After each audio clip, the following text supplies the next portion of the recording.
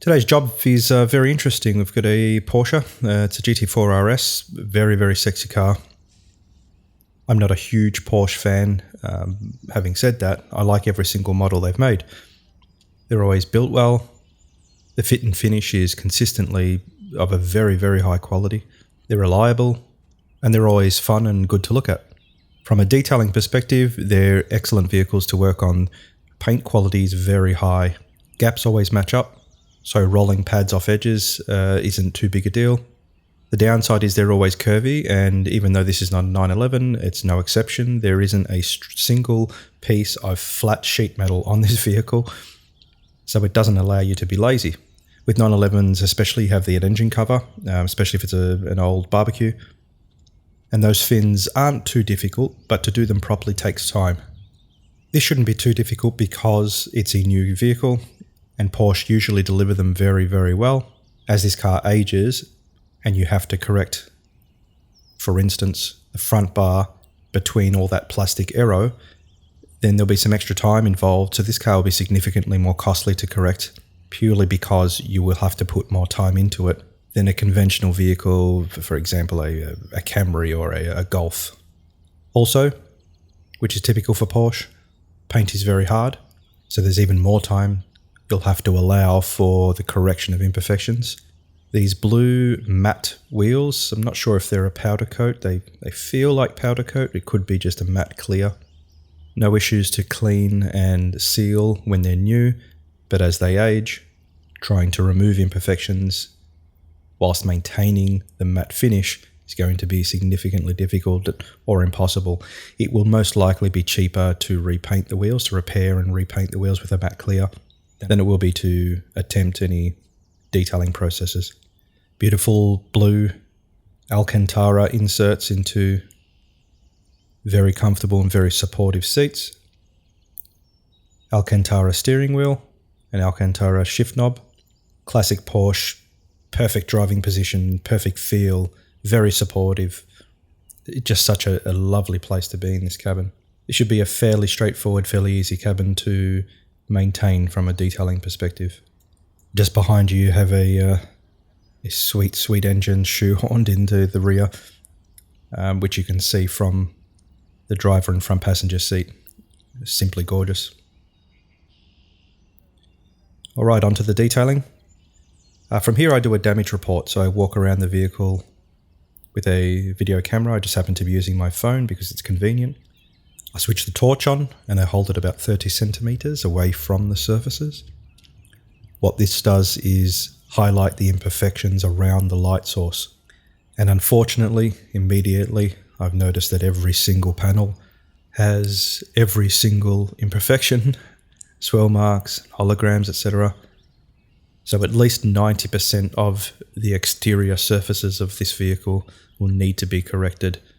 That's just taken this job from a simple wash, decontamination, and maybe some localized correction to a full detail with a full paint correction, essentially almost doubling the time required to deliver the car back to the customer.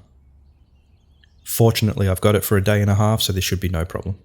Now, because I don't have too much time, I'm not going to spend too much time doing things that aren't related to exterior correction and paint protection, but I have noticed some of the protective transport items that won't take too long to remove, mainly these stickers. There were some stock numbers, etc. Took all of a couple of minutes to remove them, and it took another 2 minutes to give the car a quick vacuum. Customer had ordered some maintenance product, and I've left his package in the frunk, or the fruit. Now, first things first is I always begin with wheels. I'm using a beta wheel clean here, ultra thick, so it can't be sprayed. Instead, I'm applying this to a wheel brush, and I'll use the wheel brush to reach the inside of the wheels, especially the back, that I otherwise wouldn't be able to reach by hand. Removing and refitting wheels for me always seems to take about an hour. It adds 1 hour to the job, so I try and avoid it if I can. If it's absolutely necessary, the only way I'm going to have that wheel clean and prepared and up to a level of presentation that the customer would expect, then the wheel has to come off. This doesn't require the wheel to come off, and by the looks of it, this is going to require a special tool. So removing the wheels is out of the question anyway. The face of the wheel cleaned with the same solution, same beta version of Wheel Clean, which I've poured onto a wash mitt. Then all of that is removed with hot, high pressure water. Then grab a second wash mitt, hold it in place under the wiper arm while I dislodge any and all debris from it with the showering method. Apply PPBS and give the car a straightforward wash. Using hot water to remove the soap means that I didn't need to use any citrus degreasers to remove bugs, etc. Car is actually quite clean and smooth also. You have to be very careful with this rear screen. It's polycarbonate. It does scratch easier than paint. Definitely much easier than glass. It is not glass, this rear screen, and will scratch easily. So you must make sure that you've loosened any debris off it in the first place.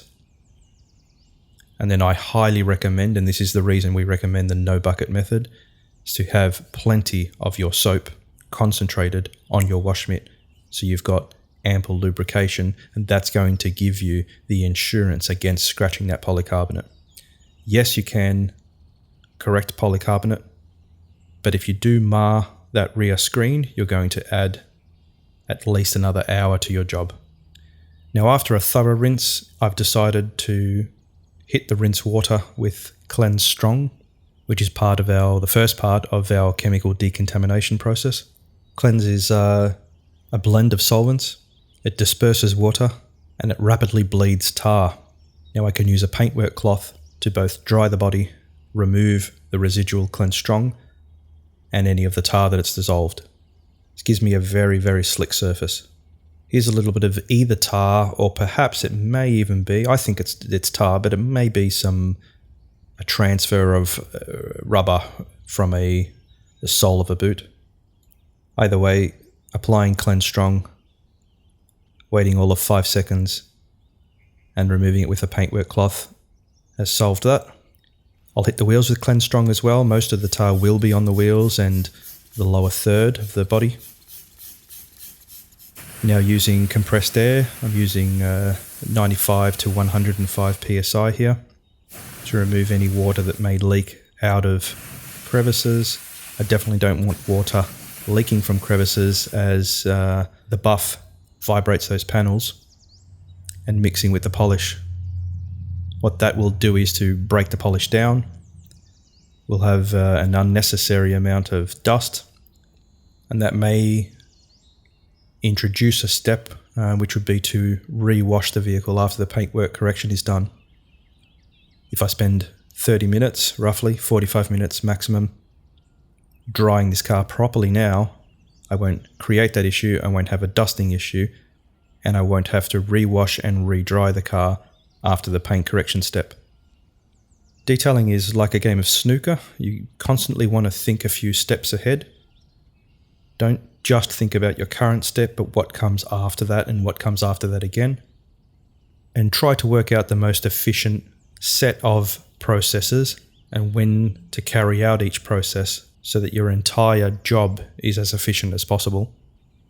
After some testing, I've identified that the best way forward would be to use cap heavy on an orange HD, that's high density foam pad on a rotary polisher.